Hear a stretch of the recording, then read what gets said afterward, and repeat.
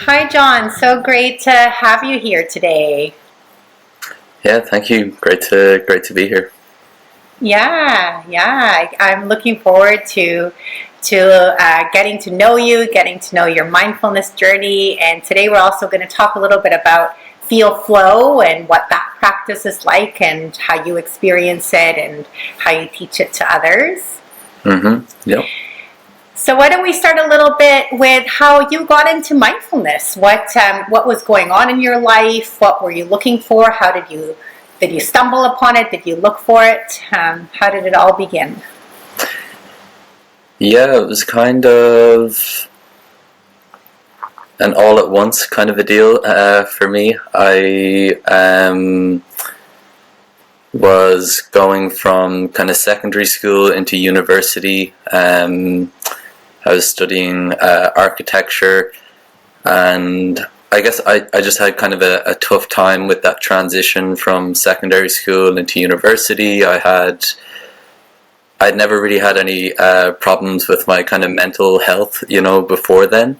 But I had some problems then. I had an experience with depression, anxiety, um, and yeah, in the course of just kind of wrestling with that, going through that, of course, did other modalities as well to work through that, counseling and so on. But during that time, decided to try something I'd never tried before. Um, yeah, it's funny. The only memory I have of doing mindfulness before then is just as part of a thing in school. We had to do, a guided meditation. And I was about 15 or 16, and I can just remember myself and a friend, we just couldn't stop laughing throughout the guidance. It was just too... Looking back on it now, I think just neither of us could go there. We were too nervous, and the laughing was in response to that. It was kind of a giddiness. Luckily, the teacher, I think, kind of understood. She didn't give out to us too much, but that was my experience of mindfulness up until this point, when I was going through this sort of mental health struggle. I found an audio of John Kabat-Zinn, his body scan meditation, and that was a real kind of game changer for me. It was I didn't need any convincing after I listened to that guidance. I kind of took the headphones off and just knew I'm going to be doing this every day. For what turned out to be the rest of my life up until this point, and it's gonna, I think, continue. So yeah, that was my kind of introduction into it. It was, retreats after that, consistent daily practice. Yeah. Yeah, that's so interesting, because my first track was also John Kabat-Zinn, and I remember the body scan, and same, having this kind of experience of this is really the answer, right? Like, we have all these problems in the world or in ourselves, but it's in our bodies and our constant reacting. Was that what you were feeling too? That this that there was something about being in the body and experiencing it as it is. Yep, 100%. Yep, I would say that was my first time kind of noticing that there was a distance between me and the thoughts that I was having. Because one of my problems then was this kind of constant rumination. I had a lot of social anxiety at that time, a lot of anxiety in general, just about where I was going, with my career and all this kind of stuff. And it was always, I was always inside of those thoughts, totally gripped by them. And he does it quite beautifully in that audio, where he just takes you through the different, parts of your body. And it was after, like you said, I took the headphones off and I noticed, I have a tension in my body, and then there's that anxious thought that only 20 minutes previously I was kind of inside of. I'm now kind of quote unquote observing. There's distance, and the space in between me and that thought was very, liberating. I didn't know it had existed up until then. And so, yeah, huge turnaround for me. Absolutely huge. Yeah. Wonderful. And you said you did retreats. What kind of tradition were those in? In the beginning, so I listened to that audio twice a day, every day, religiously. Wow. For, a few weeks, a few months. And then I started looking for retreats in Europe. I'm based in Ireland. I live in Ireland. And, John, I would have done a retreat with John, only he was in America, and it was hard for me to kind of get over to the States. And so when I was looking around Europe, I saw that actually Thich Nhat Hanh has a monastery in France. Really gorgeous, beautiful monastery where he lived, actually. And that was where I did my first retreat. Had a very sort of unexpectedly profound experience there, and also met, the world is so small. I met another guy from Dublin, from actually a 20-minute drive from where I'm from in Dublin, and we met there. And then I started going to, I think that was a 10-day retreat, and when I got back I kept in touch with Mark, who helped organize a kind of Sangha here, a wake-up Sangha, a Sangha connected with Thich Nhat Hanh. And that was, that was my initial practice for a while, was kind of in the tradition of Thich Nhat Hanh, and going to that weekly Sangha kind of group. And then, it actually, the next teacher after that was Shinzen. That's how I kind of got into Unified Mindfulness. But for those first couple of years, it was Thich Nhat Hanh. Yeah. Yeah, interesting. And it sounds like the community aspect was something that was important. Maybe Mitch, do you want to talk a little bit about community and the importance of connecting with others, and maybe a little bit from Mitch, and then John too, if that was an important part of kind of keeping the practice going or staying on track. Thank you, Paula, and hello, John. It's interesting because I consider Thich Nhat Hanh one of my teachers as well, and I'm envious that you got to be in Plum Village and actually see him while he was still with us. And there's no question in my mind that he was a living Buddha, as many have said. But I've read at least a dozen of his books, and he's a wonderful teacher who resonates in peace and harmony and compassion. If anybody out there has not read any of his books, I highly recommend them, or his videos on YouTube and stuff. So what a wonderful way to get into mindfulness through Thich Nhat Hanh, a master like that, is so fortunate for you to have such that background, and then meeting Shinzen, who's also one of my teachers as well. So what a great progression to where you are today. I could see why, having heard some of your teachings, I could see where you get that compassion and that knowledge from. And I could look backwards and say, I see elements of Shinzen, I see elements of Thich, I see all these elements within your teachings. And it's wonderful. But to Paula's question, isn't that the basic, one of the three jewels of Buddhism is the Sangha, is the community. And our community keeps us on the path, on the middle path. It keeps us focused, it keeps us disciplined, it keeps us where we should be. You can't stress that enough.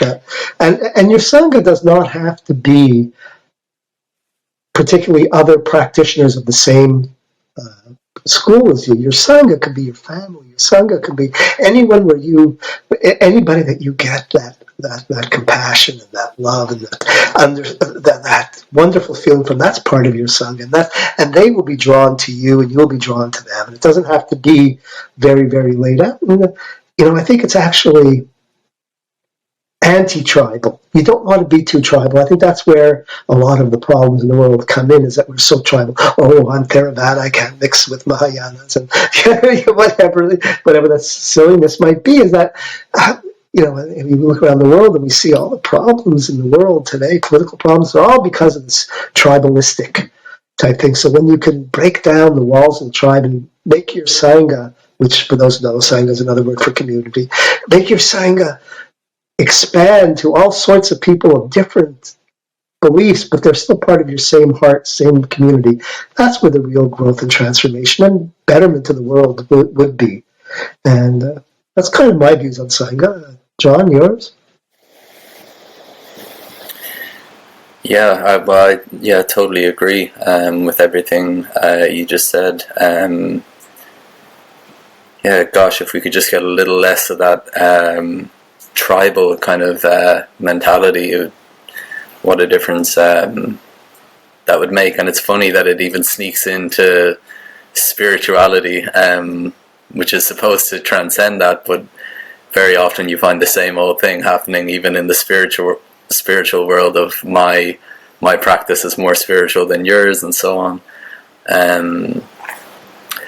But yeah, for me personally, Sangha was just huge in the beginning. A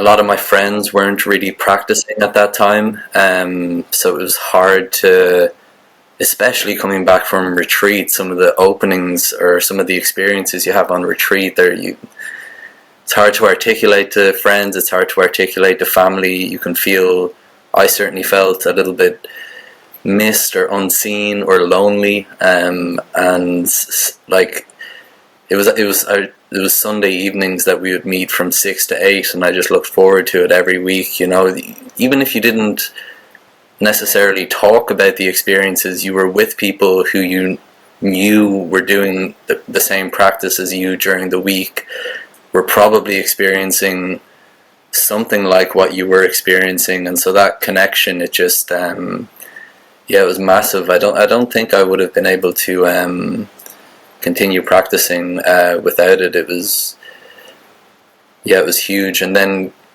as well, doing a lot of practice on my own, sitting on the cushion on my own, it makes a big difference practicing with other people in the same physical space. There's just, you can taste it, there's something different. It's easier to go deeper. It's hugely supportive to have other people. So yes, Sangha was huge for me in the beginning, and it's definitely something I encourage anyone I'm talking to about practice now. Have some sort of Sangha. Like you were saying, Mitch, it doesn't have to be something so formal as like the wake up Sangha that I was going to. It could just be a friend who gets it, or a family member who has an interest in it. But just have someone who, on a weekly basis, kind of monthly basis, whatever it is, you can just check in with. It's vital. It's you can't really have a practice without that part of it, in my opinion. Yeah, and that's also something that I love about the Unified Mindfulness and Shinzen, right? That he really creates a group of people that might be doing different practices, just like we say in MT Mindfulness, that it has to be a tailored mindfulness experience for each person, but then there's still this commonality that we're all working towards a similar understanding of ourselves and of our connection to each other and the planet. So tell us a bit, John, about when you met Shinzen. So was that through one of these sanghas? Was it somebody that they knew, and how did you get involved with Unified Mindfulness? Yeah, I actually met Shinzen basically because he had such a good online presence at the time. offered and still offers the home practice program, these kind of monthly retreats that you can do where you call in, which was a very new experience for me the first time I did it, but turned out to be very powerful. And it was Shinzen leading a retreat basically over the phone. You kind of called in and you left the phone on, and you hear Shinzen guiding you through. And there's a weird sense of other people around the world are calling in and doing these home practice programs with you, and and this was before kind of Zoom became the thing it is today. It was just this taste of kind of online Sangha. And then also Shinzen made himself available at that time. I was able to call him on his kind of personal phone. He gave me his number. He said, if you need to talk about practice, you can call me about practice. And I felt I needed that at the time. I needed not just a Sangha, but like a teacher who was really experienced, who I could kind of talk to about, what I was going through with the practice. And so, yeah, he just became my kind of, I would call him maybe once a month and just check in around practice. I'd send emails, and he was very responsive to them. I ended up going on a retreat with him in California, one of his year ends, and that was, of course, a very powerful experience, and kind of met Juliana there, Juliana Ray, met Marcy Crawford there, ended up meeting Harrison Hale there, who I found out about the Monastic Academy through, and I ended up going on to do some training there as well. And then would also ultimately kind of find out about the teacher training program there as well. And, again, that was at a time where I was kind of figuring out what I would like to do kind of career-wise, and it just started to make sense with the teacher training, like, oh, mindfulness is kind of the thing I've been studying for the last 4 years, so like, why not just teach that. That's really exciting. And I know, Mitch, for you also, the student-teacher relationship is really important, right? Or even you can call it a mentor or something. So, John, it sounds like there were stages where you needed, beyond just having a group of people that have a shared experience, but to connect with somebody that is maybe just like a little bit further ahead on the path, so I can give you a bit of a vision as to, are you on the right path, or how should you be practicing? So, Mitch, do you want to tell us a bit about your experience with your teacher? Because I know you have a teacher that you really love as well. You can't overstress the quality, the effect of as Shinzen calls them, a competent teacher. Shinzen had teachers as well up until recently. I mean, the teacher dynamic is just so important, and there's. You mentioned your teacher mentor. I prefer the term teacher, and I prefer because there's a certain amount of formality that goes with that, and a certain amount of respect that goes with that I think your teacher is due. Becoming a teacher, as we all have become, is such a responsibility, such an incredible responsibility. And like I always say, I was one of those people that if I read a good book, I couldn't wait to go and tell people about this great book I read. Or if I saw a good movie, I couldn't wait to tell them about this great movie, because I wanted them to experience what I experienced in that moment. So teaching came naturally to me because I wanted them to experience all these wonderful things that were happening to me through my spirituality that I learned through my teacher. And a good teacher, a competent teacher, Shinzen says, a competent teacher will know what works with you, and what works with this student might not work with another student, so you just approach it differently to get to that same thing. That's what tailored mindfulness experience is all about. And, like I say, there's lots of ways up that mountain, lots of different paths. Choose the one that works best. Don't choose one because that's the only one the guide knows. So, that's the important thing, is finding that teacher that connects with you. And the thing I found with teachers and studying other people who work with their teachers is the difference with a teacher as compared to somebody else you might meet in the psycho-spiritual path, therapist or something. They have to keep a professional distance. That's the way that it works. Whereas when you're with your spiritual teacher, you can feel the love. It's such an important part of the teaching, is to feel their love. And as a teacher, I'm very conscious of that as well. It's making sure that they feel safe, that they feel protected, and that they feel that they are enough, and they're not. You can't do anything really wrong. You could just. There's just different ways of looking at it. That's like Shinzen has famously said. Like you said, find somebody who knows a little bit more than you, as you said, Paul. Shinzen, I think he famously said something like, "If you've read chapter 2, go teach chapter 1." So yeah, that's a good way. Mm-hmm. So those are my I can't stress having a teacher good enough, but more strongly enough I can't. I need a teacher daily. Like John said, he checked in with Shinzen like once a month. And that's fine, just so they keep you on track, and so you have always I've been thinking about this. What do you think of that? And how should I handle this? And what about my practice on this? And I find that I'm slipping over here. And just once a month even is enough to keep you going where you should go. Yeah. Thanks, Mitch. And speaking of different ways of going up the mountain, today we're going to talk about feel flow, which is a really interesting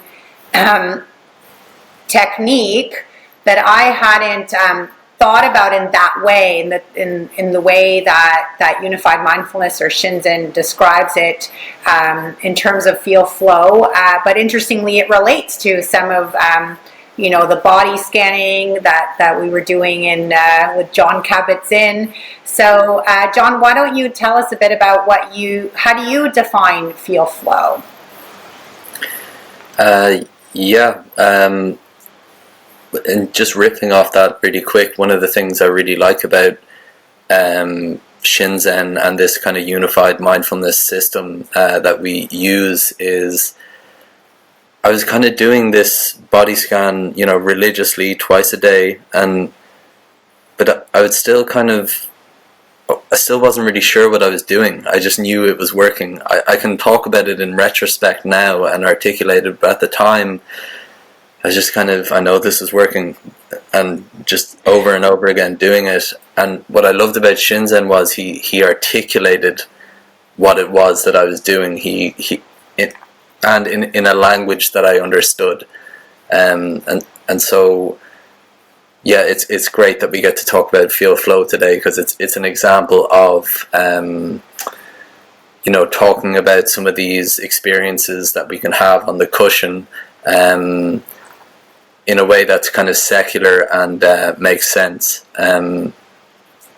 Feel flow, for me, there's of course 2 words there, feel and flow. So in we say feel is referring to any and all somatic sensations, so any kind of sensations that you're noticing in the body, that's what we call feel. And then there's this word flow, which refers to any movement or change. That's how we define flow in the Unified Mindfulness system. So feel flow is just any movement or change in your body that you're noticing. It's kind of that simple. Yeah, that's so interesting. And Mitch, when do you practice feel flow? Oh, feel flow is kind of my jam. I not so much feel flow in general is kind of my jam. Okay. And then John said it's like any change or movement is flow, and that's one of the things that I just love about and why it's so important in our TME program, is that I really don't know a lot of other training systems where they would show us how to use movement and change as an object of focus. and it's so all encompassing. I mean, we don't see life in snapshots. We see life as movement, as movies, and to be able to get into that, I mean, I could go on and on. I mean, I just love the whole idea. I mean, the whole idea of impermanence comes up in flow. The whole idea of that great choreography, ballet of the world, comes up in flow. So, yeah, flow to me is just everything. I just love flow, and everybody has a technique that resonates with them most. And with me, it's flow. It's the idea that we're witnessing change and movement and rebirth and all that stuff is so evident in flow. It's like hard for me to switch practices, techniques sometimes, but I know I do because I like to stay around it. But so like John said, it's all about movement and flow, movement and change. And that could be it could be in the auditory world, and it could be in the visual world, and it could be in the physical world, and it could be in the emotional world, and every part of it has change and movement. And I think it's what makes life so beautiful sometimes. So I'm a big flow fan. And it sounds like it's available at all times, so it doesn't just have to be in formal practice. It could be like when you're walking or when you're doing the dishes, like you could be noticing change, right? So, and why, John, why do you think it's a good idea to practice feel flow? How does it help? Yeah, I think for a couple of reasons. So firstly, there's this kind of idea that we talk about in of, when you're starting to get into practice and you've got a technique going and, you're reading about kind of Buddhist concepts and you stumble across impermanence and you read that everything is coming and going, everything is change, or things are always in flux, things are always changing, and for many of us that's it can bring about this kind of cognitive understanding, and it can kind of give you this insight. It can bring relief to understand that kind of conceptually, like, oh yeah, things are actually in flux, things are changing. That's relieving. They're not as fixed as I habitually assume they are. But then when you're doing the technique feel flow and you're actually paying attention to movement and change in your own body, the insight starts to go down a little deeper. You start to really, it's not just cognitive anymore. It's like felt sense. I know that things are moving and changing. Not up here do I know, but I feel it. I get it in my bones. Things are moving and changing, and that can bring about kind of a deeper relief from our kind of habitual suffering. So that's one reason to practice flow in particular. It's to really kind of grasp this idea of impermanence, really like digest it and know it deeply. And then another reason to practice feel flow in particular, because like Mitch said, within we can go, the way we work with Unified Mindfulness is kind of with all of our experience. We have it divided up into these three kind of simple categories: see, hear, and feel. So you could explore flow in see and in hear, and it does come up for students first depending on the student, they might notice it in see first, or they might notice it in hear first. But feel is a good one because it can be quite readily available. Things like the breath, that's a very simple one, to just notice that your breath is constantly kind of moving in and out. It's never stuck. It's always flowing. And then also there's practical benefits that show up from exploring it and feel. It's very common to notice it after exercise. So you go for a run and you build up a sweat, you're kind of the blood is flowing, there's all this kind of stuff happening in the body. That's all movement, that's all change, and that can start to be explored as flow if you practice this technique. So yeah, feel flow in particular is a good one because it can be quite readily available, especially in the beginning, to explore it somatically in the body. Yeah. Thanks, John. It sounds also. It just reminded me of how much change we've been going through in our world right now, right? And that can be kind of destabilizing.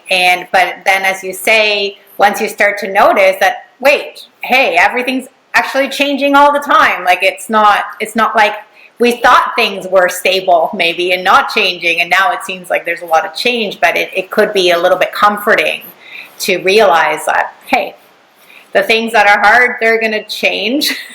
And the things that are going well, enjoy them for now because we don't know how long they're going to be here. But then when you feel it in your body, like look at that, look at the sensations in my hand, look at what's happening. And also related, John, I also have had experiences with depression, anxiety, and it can feel like it'll never change, right? Like the sadness will never go, but eventually it moves, like things start to move, right?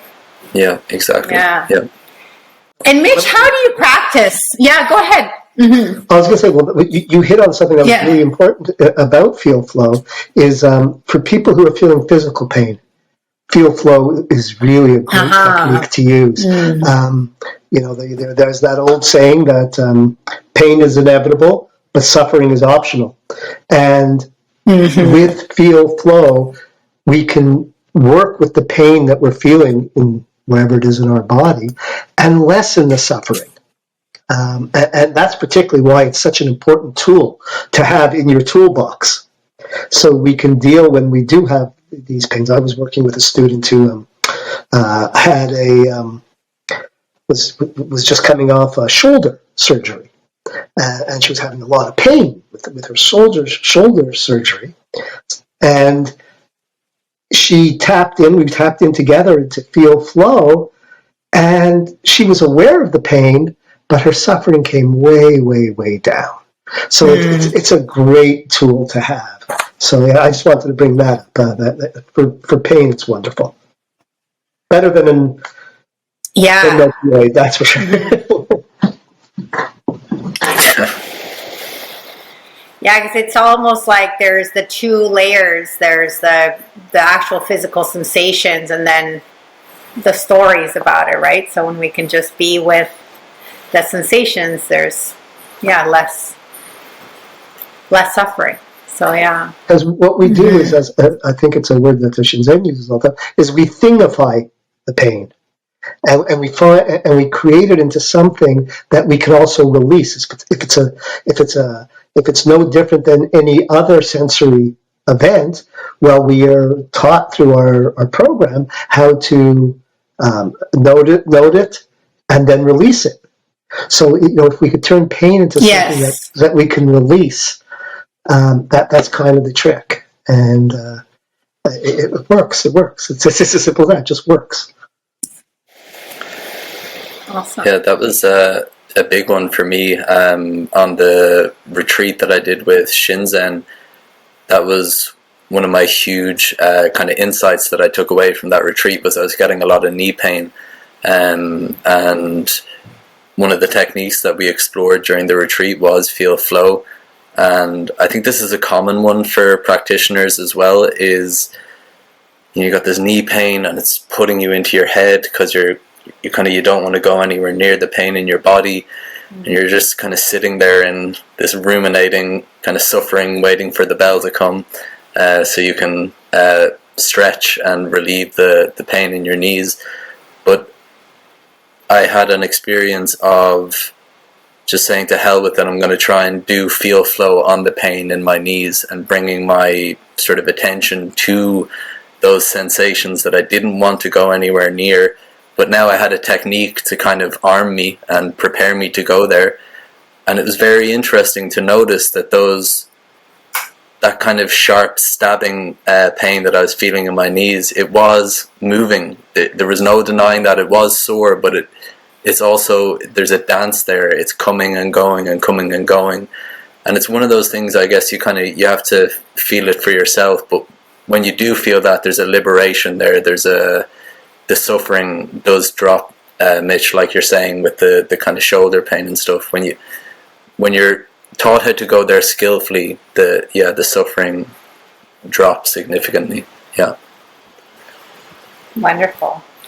And how would you start to teach a new student if they wanted to learn feel flow? Maybe some of the people listening, they like this idea of starting to practice. It makes sense. So how would you start? Yeah, I usually start it with the breath. I think that's a really simple one. Just as simple as, of course, when you're teaching people initially, there's the problem of, well, you're telling me to focus on this thing, but I'm just thinking. All I'm doing is thinking. So reassuring people that that's okay. It's totally normal that when you sit down and try to be quiet for a couple of minutes, that's when your mind is going to be at its most active, or you're going to notice during those times just how active your mind has been. Maybe you didn't even notice throughout the day just how much thinking was there, but now you sit down and it's like, wow, it's active here. So reassuring people that that's okay, doing their best to bring their attention to whatever sensations they're noticing in their body. Start to notice sensations associated with the breath, and then just simply notice that those sensations are moving. They're coming and they're going. Something as simple as that is a good place to start, I think. Yeah, that's great. And what about you, Mitch? Do you start with breath as well, or do you do something different when it comes to teaching feel flow? Breath is a great way to start. I explain to my students that just that body scan that we all use, well, I use a lot of body scan too, but the body scan, moving your attention from one part of your body to another part of your body, is also flow. That's movement of where you're placing your awareness. So that is flow in itself as well. If you're one of those people that can focus in on their heartbeat as well as their breath or something, that's flow as well. So there's lots of ways to feel flow, and again, I want to try to keep this as secular as I can, but in the four foundations of Buddhism, but they go to the body. To explore the body is one of the big foundations to find mindfulness and increase pleasure and everything.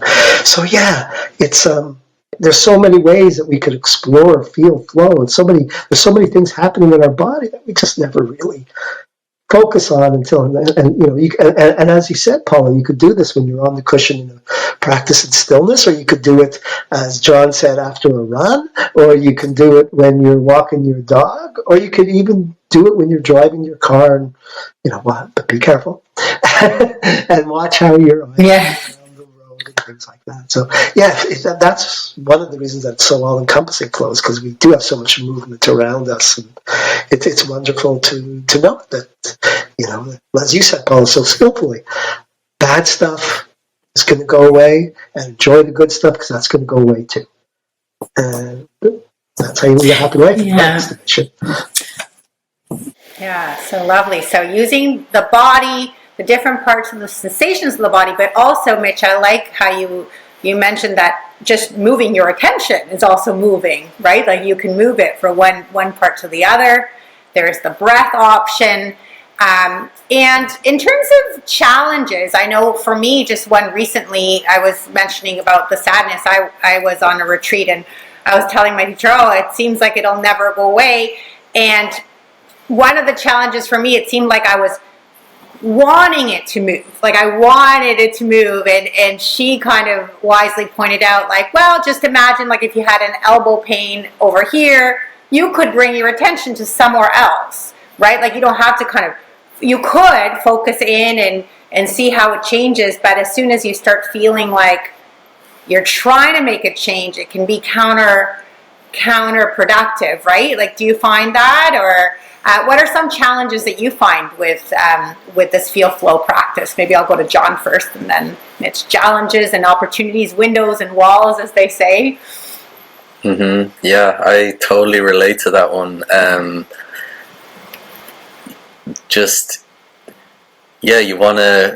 You go on your cushion and you want it to be like last time, It's like, what the heck, the last sit I was noticing these sensations moving, they were coming and going, I was blissed out, and now it's another wall of suffering and I can't find that movement again. And then, I guess the trick is, as humbling as it is to notice that, that self has arisen again, that wants things to be kind of other than how they are, and kind of having equanimity with that. That's something I encourage people to do every sit, is to try and welcome your experience as it is, and then go about your technique or your practice. But that is not always easy, especially when we're going through a difficult experience. And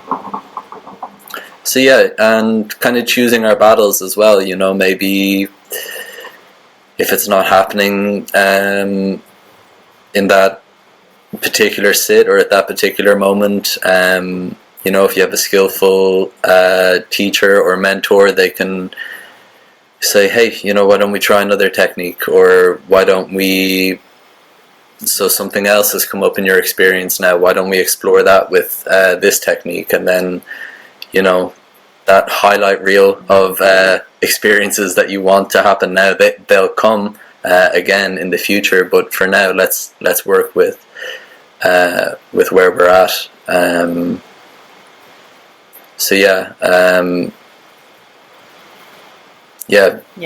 So wise. Equanimity, right? Yes. As it is, not as we'd like it to be. Yes. It's the tough one. What about you, Mitch? Any walls that you've encountered with feel flow, and have you dealt with the challenges, turned them into opportunities? Feel flow, it's a question of accessing it, and sometimes it's not easy to access. And what we understand also is it can be really subtle. So, you might be looking for this great big movement that's going to give you such insight into the inner workings of life, and it doesn't occur. And then you start to get down on yourself, and you start to say, this isn't working, or why isn't this working, and all that stuff. Like John said, you start to doubt yourself. One of the hindrances, your doubt, skepticism. And as Shinzen always says, subtle is significant. So in those instances, I say, try to find even the smallest thing that you can access and focus on that subtlety. You'll see that it grows. But also, we also have to be patient. That's what TME, the Tailored Mindfulness Experience, is about too. If it's not working for you at that moment, not every technique works for everybody at all times. Like John says, sometimes there's something else that's dying to come out in some other technique. Well, don't deny yourself that. A lot of times we talk about this big toolbox we have with, 50, 60 different techniques that we have at our disposal, and we say it's like going to a buffet. And sometimes at the buffet you want to start with the pizza, and sometimes you want to start with the meatballs or whatever. It doesn't matter. It's to go to what's calling to you, and that's the benefit. So I'm not one that says that like it's not working, bail right away. Give it a fair shot. See if you can find the subtlety. Yeah. But don't beat yourself up if it's not doing. Just try something else. Yeah, it's really wise. And that's, again, going back to why it's good to have a friend or a teacher or a mentor to help you figure that out, so you don't spending too much time on what should I practice, right? Like, just pick something, but if it's really not working, you can do something else. That's wonderful. I'd like, John, I would love for you to guide us through a little micro hit of Feel Flow. But before we do that, because that would be a nice way to end, is there anything you want to share about your current practice now? How does it compare to when you started? What changes have you seen? And also, what are you teaching and sharing with your students? Yeah, I'd say Yeah, one of the biggest changes that I've noticed over the last few years is kind of, and it's something I worked a lot with Shinzen, is just the structures are in place now. You know, he has these kind of pillars of practice that we talk about in Unified Mindfulness. Yes. You know, get support. Do you want to tell us? Yeah, go ahead. Yeah. Tell us about those. So Yeah. get support, give support, retreat practice, and then strategies for practice in daily life. These are the kind of pillars that you want to put in place for a kind of lifetime of practice, and they all kind of support each other and work off of each other, and if one's not there, it makes the others a lot harder. And so that's a lot of what I do with people who I'm coaching at the moment, is just help them make sure that those structures are in place. They're the hardest really to build in the beginning, but once they're there, they kind of, you don't even have to think about it. You know, 2 retreats are going to happen this year. You've set aside that time. You might have had to fight or wrestle, or, you know, especially if you have family and work commitments and stuff like this, it's hard in the beginning to make that time, but once you've made it, now that pillar is there, and that's going to support your practice. So that's been a big kind of shift for me over the last few years of practice, is just noticing like, oh man, it was worth putting in the work to get those pillars up, because now I can feel them really supporting my practice. It makes my practice much easier having those pillars in place. Yeah, did that make sense? Yeah. Yeah, absolutely. The give support and get support are really interesting, because like we're not, again, it seems to be a theme in our conversation that we don't do this alone, right? And if you try to do it alone, you can get really overwhelmed and confused, and there could be more thoughts about it, so that you're getting support from other people. But it's also interesting to give support like that, even in subtle ways, just by the way you show up. That can be a reward, right? A benefit that keeps us practicing.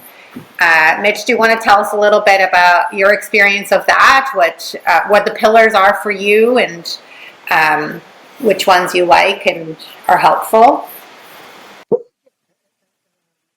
They're all important. Your daily life ones, as we know, are divided up between micro hits, formal practice, and background practice. And formal practice can be further divided into practice in motion and practice in stillness.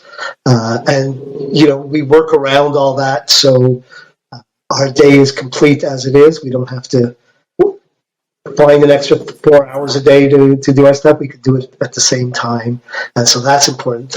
And finding the time for a retreat. You don't have to go on a retreat every week or every month. You could do them once a year, twice a year, quarterly, whatever you want. Once a year, yeah. You know, it all kind of works. And, you know, having that Sangha there too, that community of people who do care for you and are on somewhat the same path of you, whatever that might be, to support you and to, you know, I also find the Sangha is really great for giving you the feedback that when you're in a good place, people will see it and know it, and they'll say, wow, you seem so happy, you seem so good. And so that's just like, it just gives you that validation. Yeah, I am in a good place, and there's reasons for that. And, you know, so even if it's just that, it's wonderful. And so all these things, and giving support and getting support, like that's the wonderful thing about MT Mind Consultants. And you know, we're opening the first co-op for all mindfulness instructors. And I know that if I'm stuck on an issue, I could call John, or I could call Paul, or I could call Dave. And say, I'm messed up here. What do you think of this? Does this make sense? So we're really fortunate in that. The more people we can get involved, that the more support we build for ourselves, and that we can give out support to others. So, yeah, every one of those pillars is important. Yeah, thank you. Yeah, so maybe, John, anything else you want to share with us before you lead us through a little practice for our listeners? Maybe just a brief note on the practice that we're going to do now, just this idea of a micro hit. I love micro hits. I love working with students on micro hits as well, because they were huge for me in the beginning.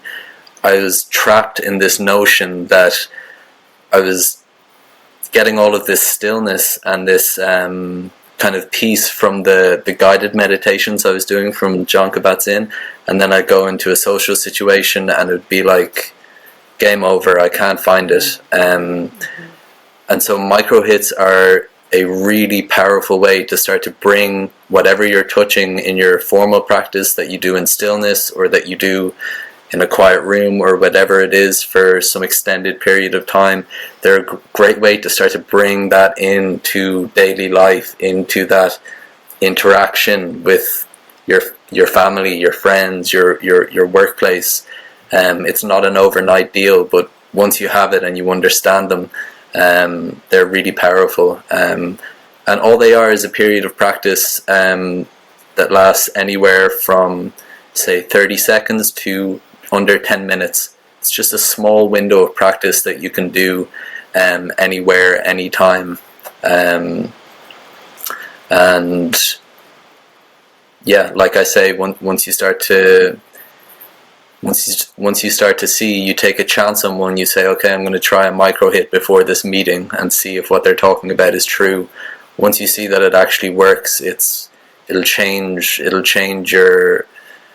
your practice completely, because then instead of having this 10-minute practice a day that you were doing, now you've got this 10 minutes that you do at some point throughout the day, but it's also 3 minutes here, 2 minutes there, another 3 minutes there, and they all start to add up and kind of build off of each other. So yeah, I just wanted to share, a little bit about the micro hit itself, what it is, and how it can be used.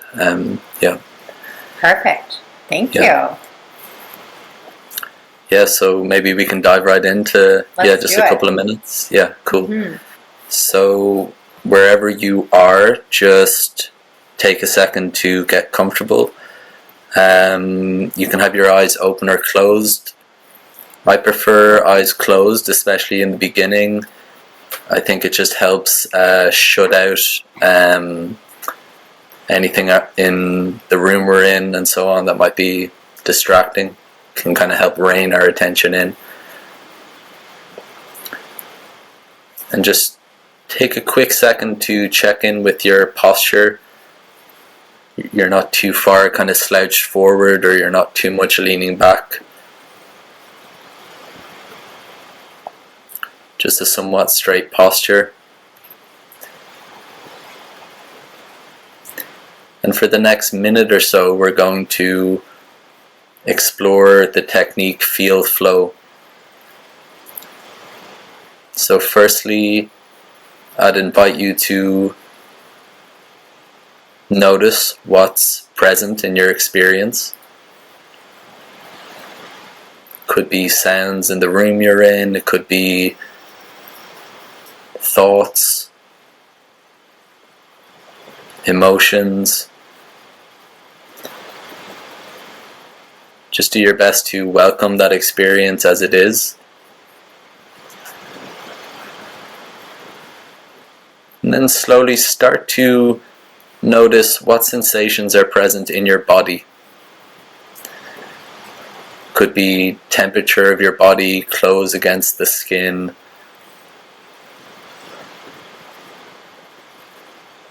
Could even be emotional type body sensations, a sadness in the eyes, a happiness in the belly.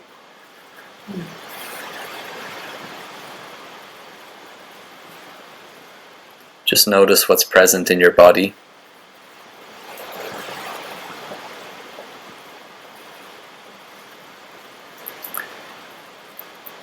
And now just notice, is any part of that experience moving or changing?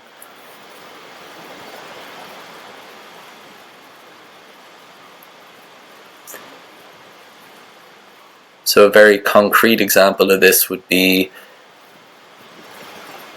your hands if they're on your laps or if they're together, just notice, is there any kind of tingling, pins and needles?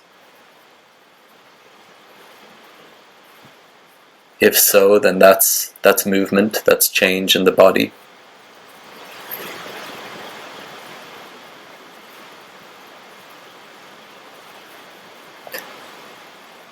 And of course, the big one, breath. Just noticing the breath wherever it is. Could be in the chest or the belly, and notice how that's moving.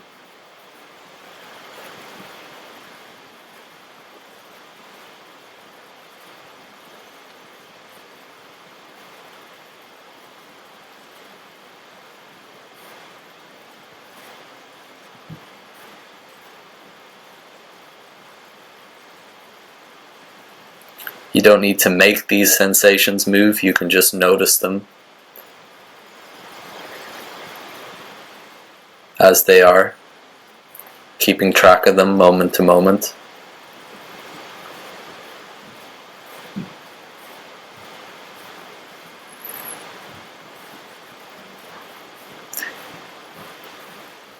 And when you're ready, slowly opening your eyes if they were closed, and just reconnecting with the sights and sounds of the room you're in. The only downside of these micro hits is I'm always left with the feeling I wish I could practice for longer.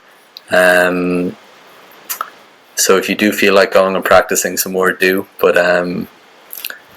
yeah, thanks for joining in that micro hit. Thanks so much, John. That was so lovely. Mitch, do you have any final thoughts before we close for today?